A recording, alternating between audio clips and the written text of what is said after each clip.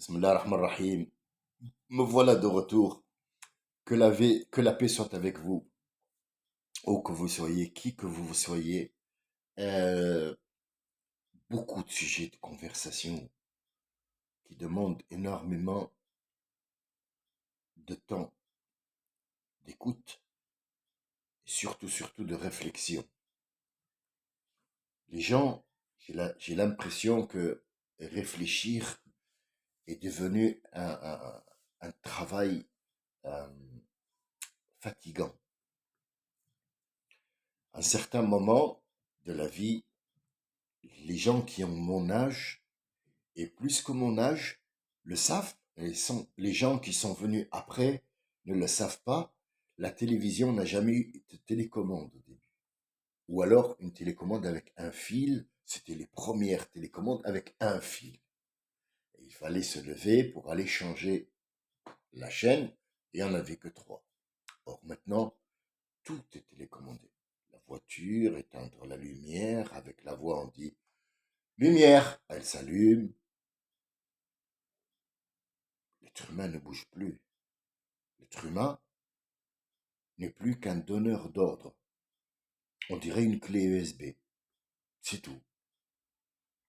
Il a la flemme de se lever. Les repas, même une omelette, tu peux l'acheter prête. T'as juste à ouvrir et ouvrir de temps en temps, ça le saoule. Donc il va au restaurant parce qu'on va lui ouvrir contre de l'argent.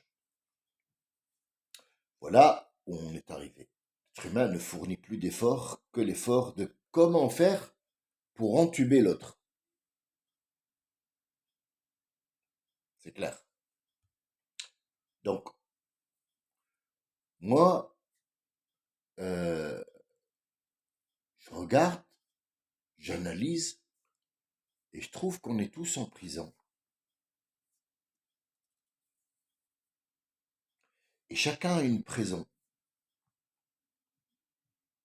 L'Algérie est une prison, la Tunisie est une prison, le Maroc est une prison, la Syrie est une prison, la France est une prison, l'Amérique est une prison. Comment ça? Qu'est-ce qu'il raconte? Mais il faut qu'il arrête la moquette. Ben oui. Non. Dis-moi, cher ami, chère personne, parce que je considère ceux qui me suivent sur cette chaîne comme des êtres humains qui ont une réflexion.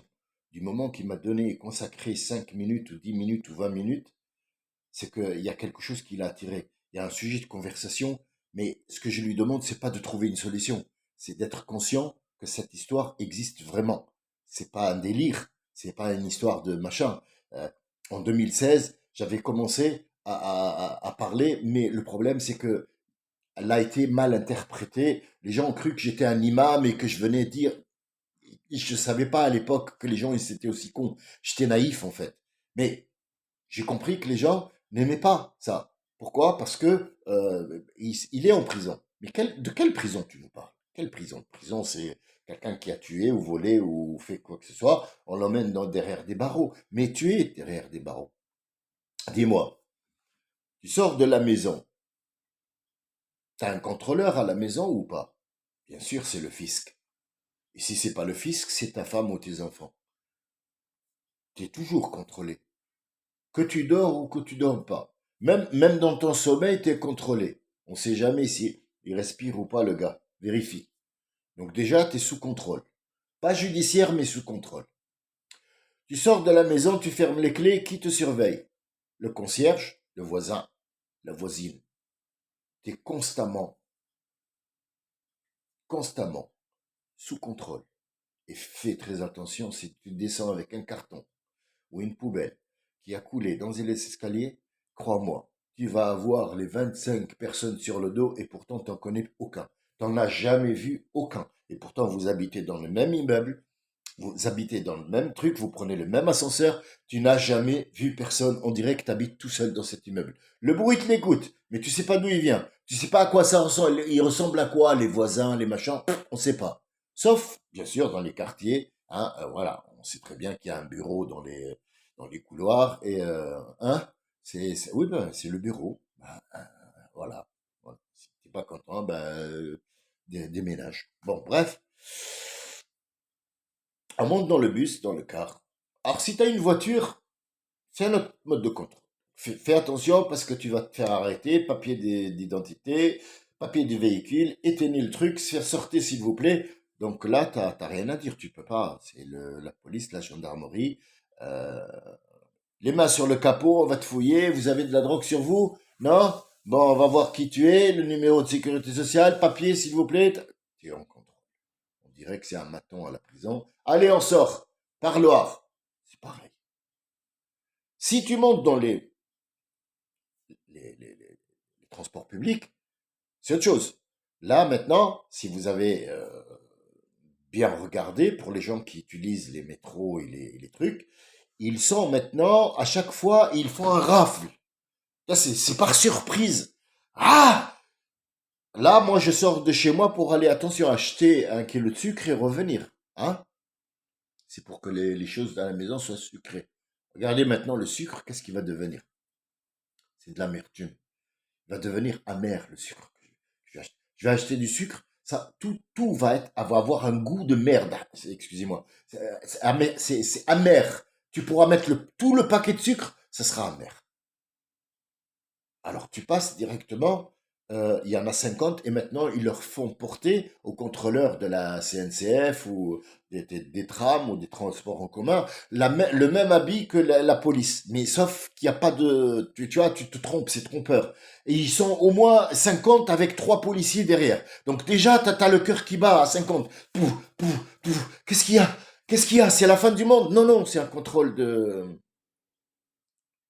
Mais là, on m'a contrôlé pour les papiers. Oui, mais ça, c'est un contrôle pour le ticket. D'accord. Tu sors par des chemins qu'on t'a dit de sortir. T'es pas libre de sortir où tu veux. Attention, hein. Ah là, non, non, non, non. Bon, après, t'es descendu, tu vas rentrer dans le magasin. Et tu vois quoi là dans le magasin? Dis-moi. Tu vois 2 colosses, un nord-africain avec une tête comme ça, et un black avec une tête comme ça. Et ils te regardent comme ça. Attention, hein.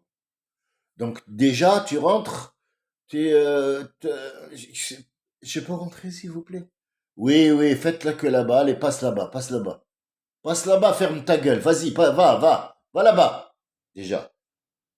Après, tu vas faire les courses. À la course, tu géré par des prix.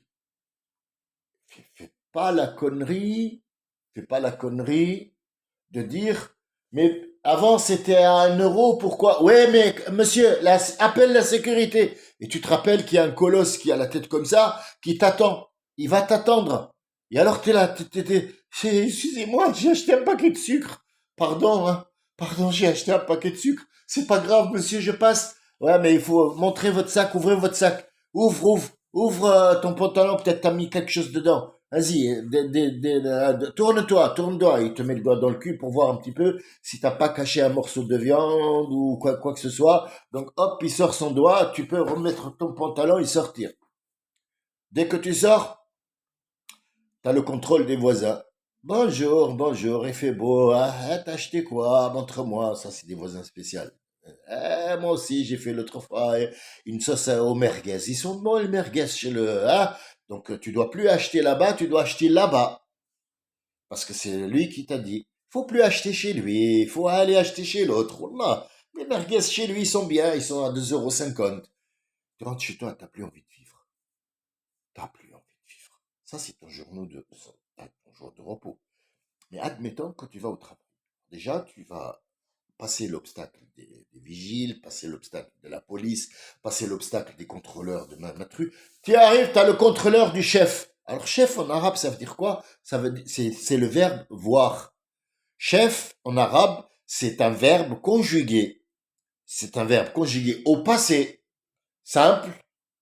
On va pas composer les choses pour l'instant. C'est un passé simple. Il a vu. Et il a compte rendu. Oh putain, j'ai fait des rimes. Vendu, compte rendu. Ouais, Samy est sur la place. Vendu, compte rendu. Et le vendu. Nique la police, nique ta mère. Bon, ça c'est rajouté pour faire la forme. Après, on m'appellera quotidien. Et oui, on va me poser la question.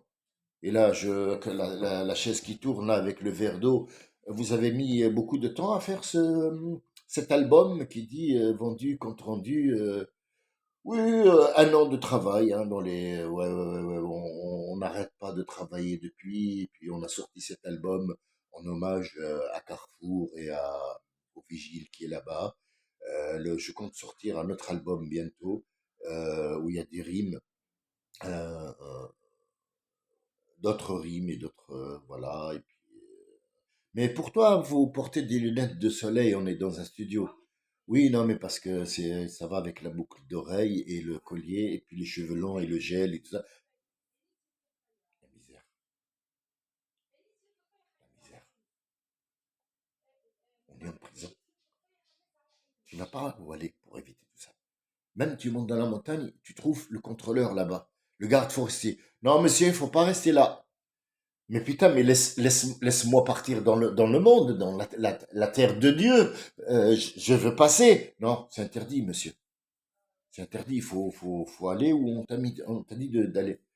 Et donc, ce chef, il va te contrôler ton travail, pourquoi tu es venu maintenant, pourquoi tu pars, à quelle heure tu pars, ta. Vient l'heure de la paye. Donc la paye, tu vas la mettre dans la banque, bien sûr. Parce qu'on te dit, il faut une banque, sinon tu n'as pas de paye. C'est clair, c'est net et c'est très précis. Cherche pas écoute, cherche pas la mouche. Toi, tu mets ton argent dans la banque. Et là, tout d'un coup, bah, ta mère au bled ou ton frère en Paris ou je sais pas quoi. Allô, frérot, j'ai un problème, il me faut 1 000 euros. Bah, d'accord, alors tu mets la carte, t'as pas le droit. Tu vas à la banque, oui, mais il faut le demander 3 jours à l'avance parce que vous n'avez pas Mais c'est mes sous, merde! C'est Non, non, non, non. Non, le vigile de Carrefour, il travaille pas que là-bas, hein. Il travaille ici aussi, hein. La banque a un vigile aussi. Surtout, nord-africain.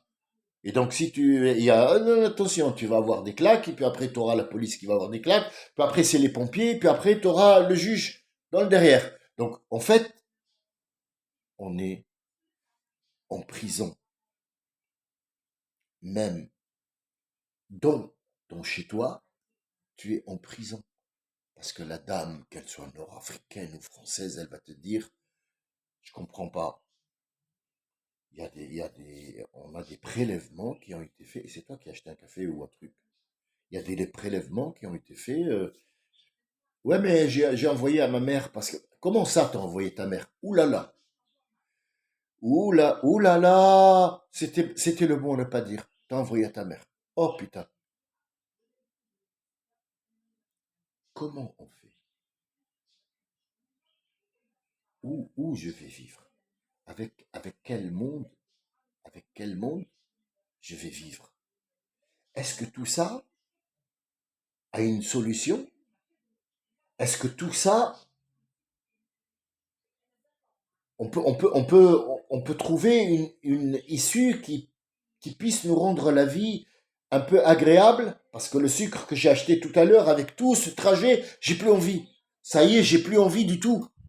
Mais voilà. Même à la télé, t'es contrôlé. T'es contrôlé. Même ceux qui passent à la télé, eux-mêmes, ils ont le droit à 10 minutes. Attention, on va couper là.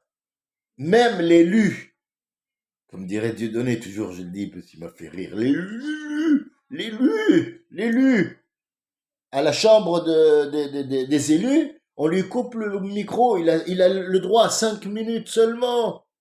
Il n'a pas fini sa phrase, il n'a pas fini sa question pour la poser au ministre. On lui coupe la parole.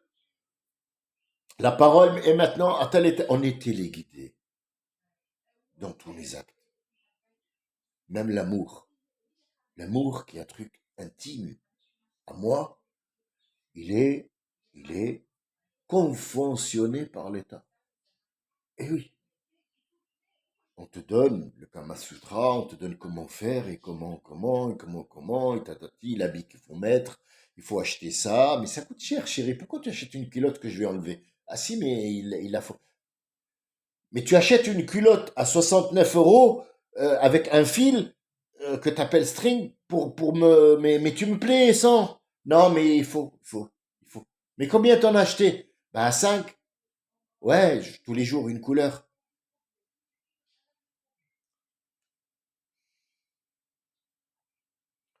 Tout ça commence par le mot école. Les gens, par exemple, qui sont comme moi, Dieu merci, j'ai des diplômes d'État, plus que vous ne le croyez.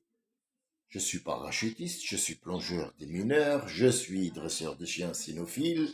Ça veut dire que je m'occupe du dressage des animaux, quoi qu'il en soit, même du cirque je peux. Je suis peintre en bâtiment, je suis décorateur et j'en passe des choses puisque j'ai été à l'époque instructeur aussi en armement. Euh, j'ai roulé ma bosse, j'en ai plein. Mais est-ce que tout ça, ça m'a servi à réfléchir? Non. Croyez-le moi, croyez-le moi. Les instructions qu'on nous donne à l'école sont faites pour un rôle que tu vas jouer dans la société. C'est pas une instruction pour devenir intelligent ou intellectuellement reconnu. Quand tu vas à l'école, tu n'es pas un, comment ils appellent ça, un, euh, c'est quelqu'un qui est reconnu pour une intelligence supérieure. Non, non, non, non. Non, non, être philosophe, c'est un diplôme d'État qui a été donné à quelqu'un, et ce quelqu'un-là, il a eu de bonnes notes par rapport à son professeur qui lui a dit comment faire pour devenir, et puis après, il a commencé à faire des conneries. Par exemple, le seul qui ne peut pas être un philosophe, c'est BHL. Lui, c'est même pas la peine d'acheter ou de voir, ou même de regarder ou de parler de lui, parce que c'est même pas un philosophe. Il nous reste qui? Michel Offray. Alors, Michel Offray, une fois c'est en bas, une fois c'est en haut, une fois c'est rafraîchi, une fois c'est comme ça. Il est athée, il est plus athée, il a mangé du café, il mange plus de café. Une fois il est avec Israël, une fois il est avec Tel Aviv, une fois il est avec New York, Washington, et pourvu qu'il soit à la télé, tout ça. Donc en fait, c'est le seul qu'on nous présente, voilà, c'est l'intellectuel de tout ça. Mais lui, comme étant personne, sans son diplôme, est-ce que c'est quelqu'un? Un docteur, c'est tout à fait normal. Il est là, il a un diplôme, il faut qu'on voit est-ce qu'il est apte à gérer les maladies des gens, reconnaître les gens qui sont malades ou pas, pour les diriger après faire un autre spécialiste aussi qui a un diplôme d'État, qui est reconnu, il peut pratiquer l'ouverture à cœur ouvert pour tatati tatata, pour lui c'est de la mécanique. Mais aussi le mécanicien, pour moi, c'est un docteur aussi. Il a un diplôme de docteur. Puisqu'il ouvre, il dit, allez, on va ouvrir le corps, on va voir un petit peu. Voilà, les veines fonctionnent bien, la pompe à essence, le moteur, ah, voilà, on a trouvé. C'est le joint de culasse qu'il faut remplacer. L'autre, c'est le cœur. La pompe à, il faut mettre un drap qui va bien et qui va et qui va et qui revient. Oh putain, je vais le rajouter à la chanson de tout à l'heure. Oh, je vais faire un carton. Je suis en train de faire des rimes. Les gars, je viens de découvrir que je suis un rappeur et je ne le savais même pas. Bon, je vais la garder celle-là. Rhin qui va et vient et on est dans le pétrin. Vas-y comme ça met sur la place. Il faut que je rajoute quelque chose comme par exemple, Snobby Dog. C'est ça le monde dans lequel on vit. Les gens qui ne sont pas allés à l'école ne sont pas reconnus. Pourquoi? Bah, il faut un diplôme d'État. Donc, si je me réfère à ce que vous dites, Aristote, Newton, les frères Lumière, les gens qui ont contribué à fabriquer ce monde, ne sont pas reconnus. Donc cette science que vous détenez de ces personnes-là, ne sont pas reconnues parce que ces gens-là ne sont pas allés à l'école. Il n'y avait pas d'école à l'époque. Quand est-ce que l'académie a apparu? Elle s'appelait l'académie. Je ne sais pas pourquoi elle s'appelait académie. Dans d'autres pays, elle s'appelait autrement. Mais disons qu'en France, elle s'appelait l'académie. Elle existe jusqu'à aujourd'hui, l'académie. Molière n'est jamais à l'école. Il n'est jamais allé sur les bancs de l'école. Sauf pour apprendre l'arabe, enfin l'arabe, le français de cette époque-là. Et il n'a pas eu puisque c'était inné chez lui, il fallait qu'il sorte des rimes et des machins. Et Jean Lafontaine n'est jamais allé à l'école, et pourtant jusqu'à aujourd'hui, on étudie les fables de La Fontaine. Alors, ne me dites pas que l'école, c'est lui qui donne les diplômes d'État. Celui qui n'est pas allé à l'école, on le reconnaît pas dans cette société de merde, de gens qui ont des frics et qui a le cigare et qui te dit, moi je contrôle tout. Tu contrôles rien, mon ami. Demain, tu as la diarrhée, tu contrôles rien. Tu sors pas des toilettes. Toi et ta merde, c'est pareil. Un truc, un sketch de Dieudonné, je sais que tout le monde n'aime pas trop évoquer ce nom, mais moi, c'est une personne, c'est un génie ce type en fait quand il parle. Il a dit dans un sketch là, le petit violeur de la fille qui a dit ah c'est pas moi, on a mis un ADN, c'est à mourir de rire quoi. C'est un comique aussi, mais il évoque des sujets gravissimes quoi. Il a dit, il a regardé la juge, il lui a dit est-ce que t'as déjà senti ta mère? Oh, pardon, voilà. Donc en fait, ce qu'il lui a dit, ça fait rire les gens. Mais je pense que la moitié n'a pas, il attend il attend le rire qui se déclenche parce qu'il a besoin de rire parce qu'il sait très bien dans quel monde il vit. Cette juge-là qui se prend pour le roi soleil, tu fais caca, t'es comme tout le monde. Tu vas à l'école ou tu vas pas à l'école, on utilise les mêmes toilettes tous les deux.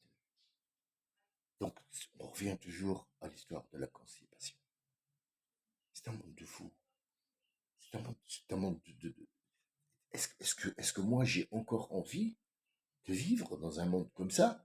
Aller faire les courses avec la peur au ventre, aller au travail avec le peur au ventre, prendre les trucs, les moyens de transport avec le corps au ventre, la peur au ventre, prendre ma voiture avec une peur au ventre. On n'est plus en sécurité nulle part, ni avec les terroristes, ni avec les non-terroristes. En fait, on est terrorisé par tout le monde, même par les factures. Tu rentres, il y a le facteur qui arrive, t'as même pas envie d'ouvrir la boîte aux lettres. Tu sais pas quelle merde qu'il y a dedans. Tu sais pas quelle merde. Un truc qui te dit, vous avez stationné en 1975 dans le truc, on a notre la photo, la voiture, vous devez payer. À qui je dois m'adresser? À personne, tu payes seulement, tu fermes ta gueule. Voilà le 22e siècle. Comment il est présenté à mes yeux? Et encore, j'ai rien dit. Je passe parce que je vois que j'ai encore rien dit et il y a 22 minutes. Est-ce que la personne qui m'écoute va passer 22 minutes à m'écouter, dire des choses qu'il vit lui, mais qui lui font mal? Donc ce qui fait, il se cache les oreilles. Je termine avec ça. Pourquoi les jeunes nord-africains en général ou musulmans comme vous voulez ne vont pas vers le Coran, ne vont pas vers les trucs? Parce qu'en fait, ils ne le comprennent pas. Et quand on ne comprend pas quelque chose, on en a peur. Et cette peur-là, ils l'ont comprise. Ils ont compris que cette peur, c'est elle qui va faire de la société ce que eux veulent qu'elle devienne. Terroriste, ça ne veut pas dire explosion avec une ceinture seulement. Non, non. La compagnie d'électricité me terrorise 24 heures sur 24. La compagnie d'eau me terrorise 24 heures sur 24. Les impôts sur le revenu me terrorisent. Les impôts sur l'habitation, je suis terrorisé à l'idée que le repas que j'allais offrir à mes enfants ou à ma femme pour bien manger, pour bien... Non, non. J'espère que je vous ennuie pas avec mes histoires, mais honnêtement, je considère pas ça comme des histoires. Je considère ça comme un sujet de conversation qui est très important. Parfois, je fais l'andouille, parfois, je dramatise, mais si on prend conscience de tout ça, je pense qu'on peut trouver une sortie.